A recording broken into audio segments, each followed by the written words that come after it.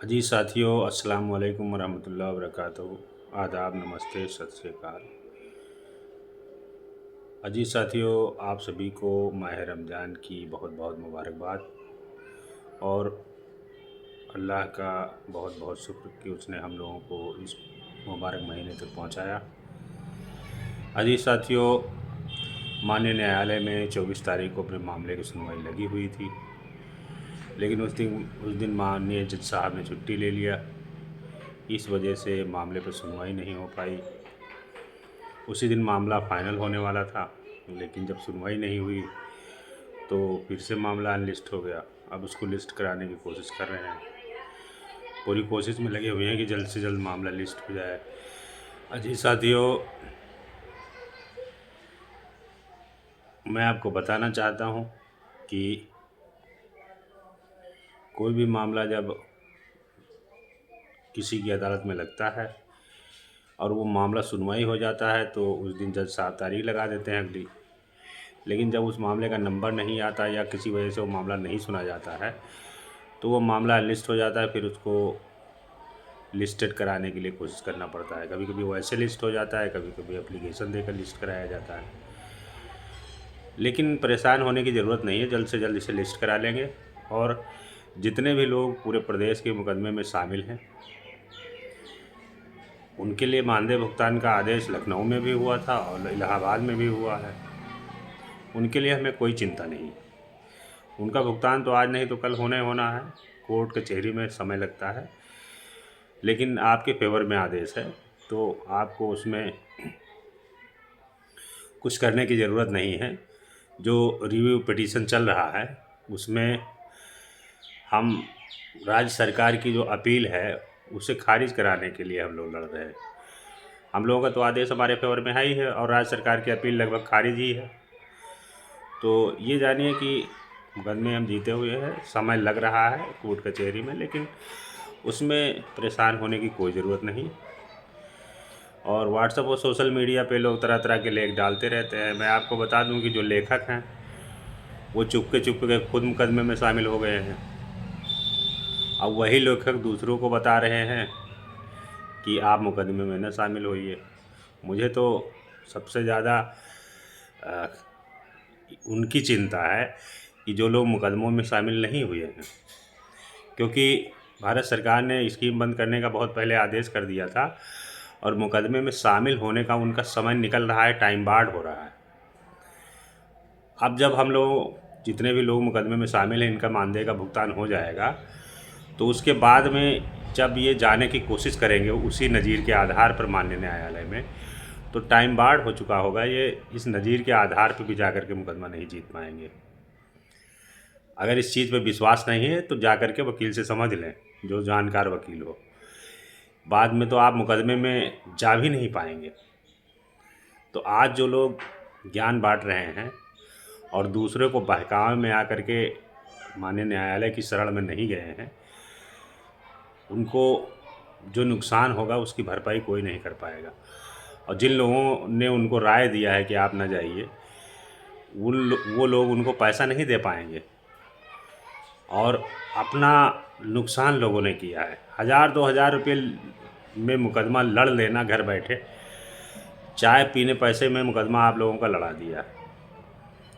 तमाम लोगों ने पैसा खर्च किया दूसरे कामों में, नियुक्ति कराने में, इस फाइल भिजवाने में, ये कराने में, वो कराने में। 1000-2000 रुपये लोगों ने मुकदमा लड़ लिया। जब मैदान में जाओगे तभी तो पता चलेगा कि जीतेंगे कि हारेंगे।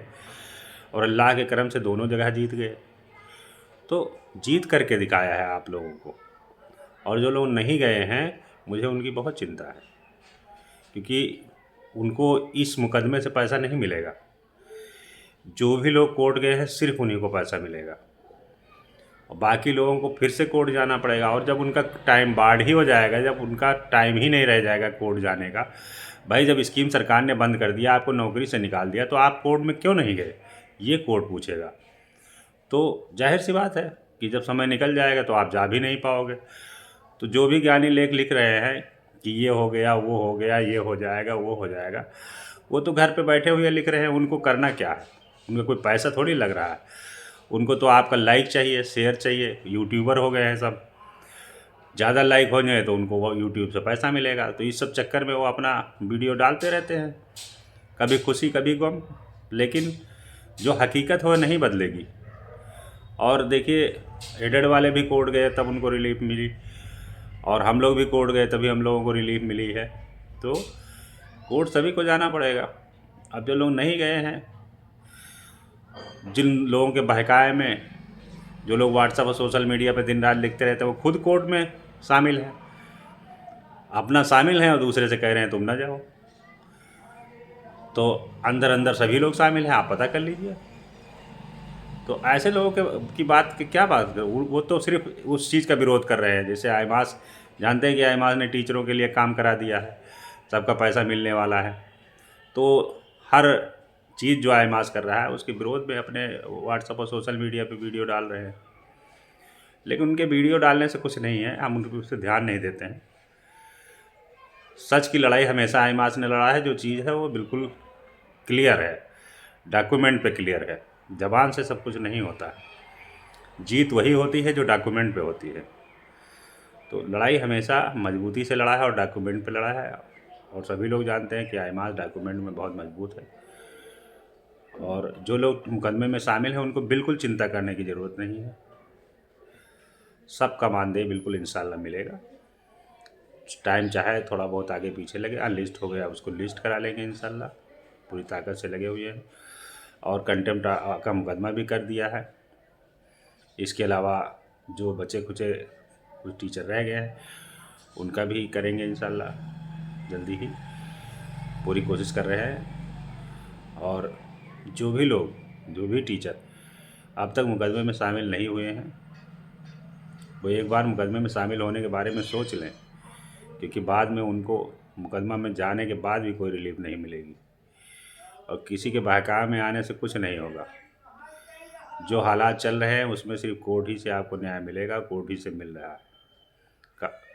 आईमास हमेशा सच्चाई की लीडरशिप करता है, अपने साथियों से कभी भी झूठ की बात नहीं करता।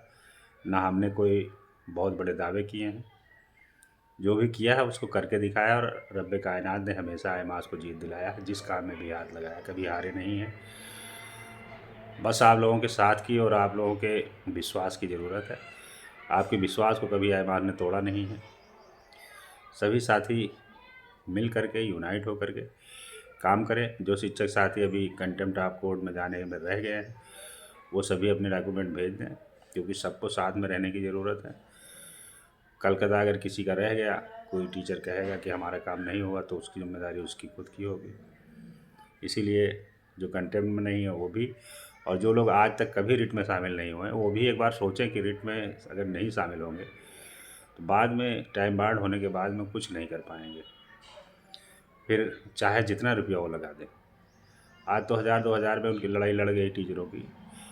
अगर एक बार सिर्फ इलाहाबाद आपसे वकालतनामा साइन कराने के लिए ही बुला ले तो 2000 रुपया आपका किराया भाड़ा में चला जाएगा। तो ये सोचिए कि जिस तरह से आपको घर बैठे आपकी लड़ाई लड़ी गई है, ये मामूली आपकी मदद नहीं है, बहुत बड़ी मदद है। और जो भी रिट में शामिल हैं, जिनके लिए आदेश हो चुका है, उनको बिल्कुल घबराने की ज़रूरत नहीं है। व्हाट्सएप और सोशल मीडिया के चक्कर में न पड़िए। ये खुद शामिल है मुकदमे में और दूसरों को बेवकूफ़ बना रहे हैं। इसीलिए सभी शिक्षक साथी कोशिश करें, साथ में रहें।